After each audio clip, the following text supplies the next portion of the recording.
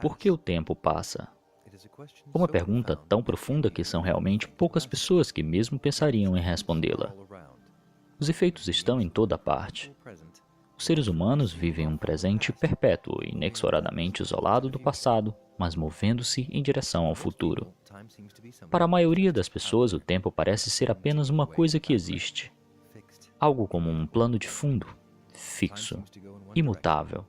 O tempo parece correr apenas em uma direção e tão somente.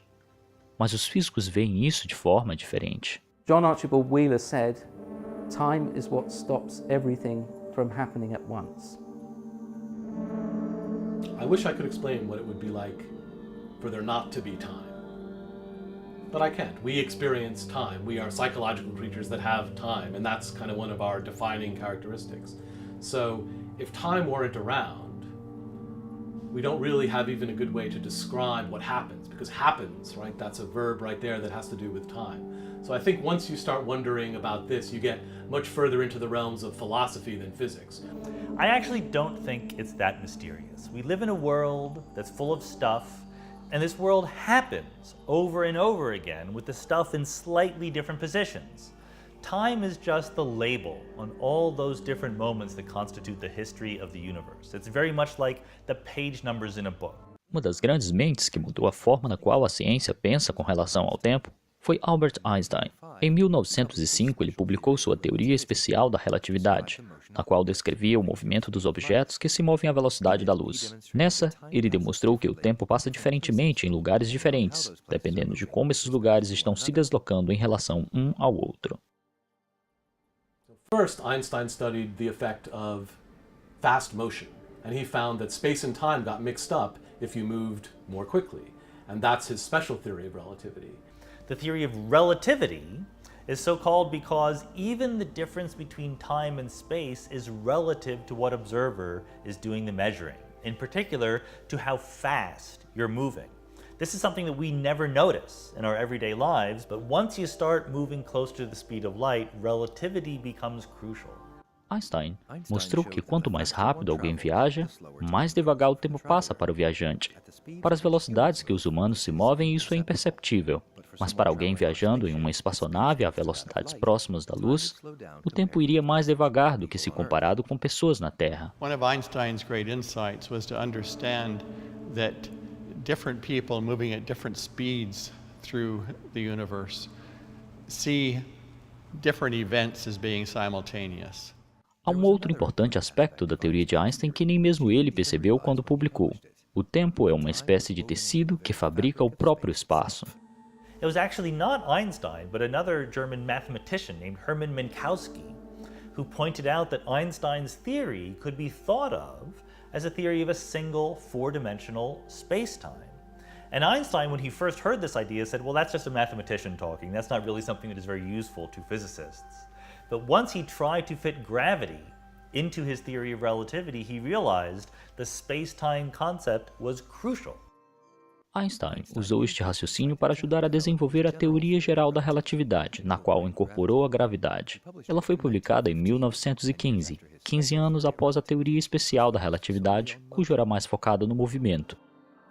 Einstein tried very hard. He worked for 10 years after inventing special relativity to fit gravity into the framework, and eventually he realized he needed a new framework.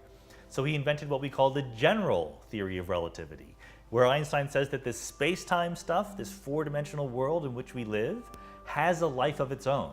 Space-time itself can move, it has dynamics, it has curvature. And it's that curvature, that geometry of space-time that you and I experience as the force of gravity. And then he found that time was also changed by your proximity to a very massive object. So like a black hole is the best example, but also just how close we are to the Earth or to the Sun or anything else that has a gravitational field changes the passage of time. Com a teoria geral da relatividade, ele demonstrou que objetos massivos mudam o formato do tecido do espaço-tempo, e graças a essa curvatura, o tempo desacelera nas proximidades deles. According to general relativity, time slows down near massive bodies. It slows down any place that gravity pulls you toward. O tempo desacelera em acordo com a proporção da atração gravitacional em volta do objeto. Assim, o efeito seria forte próximo a um buraco negro e mais suave perto da Terra. Mas mesmo aqui, ela pode ser detectada. A teoria de Einstein foi levada em conta na criação dos sistemas de GPS, caso contrário, esse seria impreciso. These ideas about space and time being relative sound very wild and far out and removed from our everyday experience. But to physicists, they are very, very important. There's something we observe every day. Uma das coisas interessantes nas equações de Einstein é que nenhuma delas sugerem que o tempo corre somente em uma direção. Elas funcionam igualmente bem se o tempo vai para frente ou para trás, em contraste com as experiências do dia a dia. One of the conundrums is that the laws of physics, for the most part, do not distinguish between time going forward and time going backwards. And yet, the actual world that we experience certainly is different forward to backwards. Um dos cientistas que se intrigou com a direcionalidade do tempo foi Arthur Eddington, um astrônomo do século XX que definiu o conceito de flechas de tempo baseado nas observações do físico do século XIX, Ludwig Boltzmann. In space, there's no preferred direction. There's no difference in the laws of physics if you look left or look right. But there seems to be an enormous difference between the past and the future. That's what we call the arrow of time. And it's a little bit mysterious. Why is the past so different from the future? We think it's not a difference in the deep down fundamental laws of physics. It's actually just a difference because of the universe in which we live. The arrow of time is just time as we experience it. 1 second following one other second following another second. It's just the psychological experience of time. And the fact that things change as we experience them, but as seem to happen in the world, forward. So buildings get built, but they decay slowly, and it's that decay that is at least partially responsible for the arrow of time. It's the increase of entropy. So in thermodynamics, we know that things get more random over time. And that appears to be very fundamental to our experience of time and to what's happening in the universe. A flecha do tempo é baseada no segundo princípio da termodinâmica, no qual diz que a desordem, também conhecida como entropia, aumenta com o tempo. A exemplo, um prédio abandonado e intocado vai lentamente se desgastar pelas laterais e irá se desintegrar para um estado mais caótico. Mas é altamente improvável que esse prédio fique cada vez mais em ordem e novo com o tempo. Isso porque há mais modos de um sistema se desorganizar do que se organizar. Há muitas formas de uma coisa se quebrar, por exemplo, mas somente uma forma de seus pedaços serem colocados na forma que estavam antes. Isso é a flecha do tempo. Então, como a flecha do tempo poderia se conciliar com as equações de Einstein? Se tempo pode correr para frente e para trás de acordo com a relatividade, significaria isso a possibilidade de voltarmos no tempo? We actually don't know whether it's possible to travel backwards in time. We do know it's possible to travel forwards. Yesterday, I traveled forwards 24 hours, and here I am right now. You can't help but travel forward in time. Our best guess is that you just can't travel backward in time. A teoria da relatividade permite viajar para o futuro. If I go down near a black hole and stay there for 1 hour, you may go forward by 7 years by the time I come back. So you've moved forward in time 7 years while I move forward in time just 1 hour. A teoria de Einstein permite a formação de buracos de minhoca, que são atalhos para lugares distantes no espaço-tempo. So a wormhole is a hole in space and time that comes out somewhere else.